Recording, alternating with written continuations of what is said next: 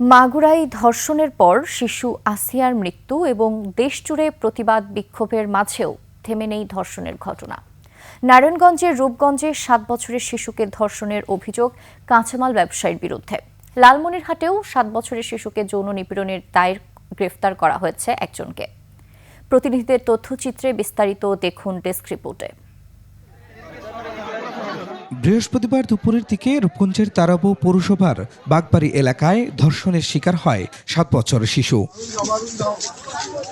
স্থানীয়রা জানান, কাঁচামাল ব্যবসায়ী ইব্রাহিম শিশুটিকে চকলেট কিনে দেওয়ার কথা বলে দোকানের ভিতরে নিয়ে ধর্ষণ করে। এ সময় অন্য একজন ক্রেতা বিষয়টি দেখে শিশুটির বাবাকে খবর দেন। পরে প্রভাবশালীদের মাধ্যমে টাকার বিনিময়ে বিষয়টি ধামাচাপা দেওয়ার চেষ্টা করা হয়। তবে টাকা নয়, সুষ্ঠু বিচার দাবি শিশুটির বাবার। আমি সঠিক বিচার চাই, আর কিছু চাই না, আমি টাকাও চাই না, কিছু চাই না। রাতে অভিযুক্ত ইব্রাহিম পালানোর চেষ্টা করলে বিক্ষুব্ধ জনতা তাকে গণধোলাই দিয়ে পুলিশের কাছে হস্তান্তর করে। উন্নত চিকিৎসার জন্য শিশুটিকে ঢাকা মেডিকেল কলেজ হাসপাতালে আনা হয়েছে। বাহ্যিকভাবে শিশুটি এখন সুস্থ রয়েছে, বাট ডক্টর যেটি বলেছেন যে তারা টেস্ট করার পরে মূলত বুঝতে পারবেন আসলে কতটুকু ক্ষতি হয়েছে।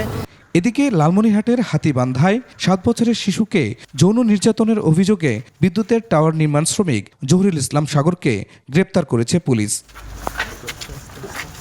বৃহস্পতিবার বিকেলে বাড়িতে মানুষের অনুপস্থিতিতে সাগর শিশুটির উপর যৌন নিপীড়ন চালায়। লিলি হালাল বিউটি সোপ, বিএসটিআই কর্তৃক সনদপ্রাপ্ত দেশের প্রথম হালাল বিউটি সোপ, দীপ্তিময় উজ্জ্বল ত্বকের জন্য।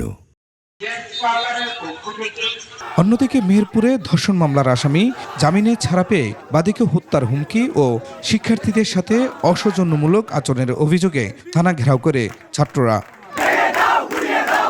এ সময় আসামিদের দ্রুত গ্রেপ্তার ও তদন্ত কর্মকর্তার শাস্তির দাবি জানান তারা। পরে মধ্যরাতে প্রত্যাহার করা হয় তদন্ত কর্মকর্তা সুজয় কুমারকে। Khurshid Alam, desk report, 21 television.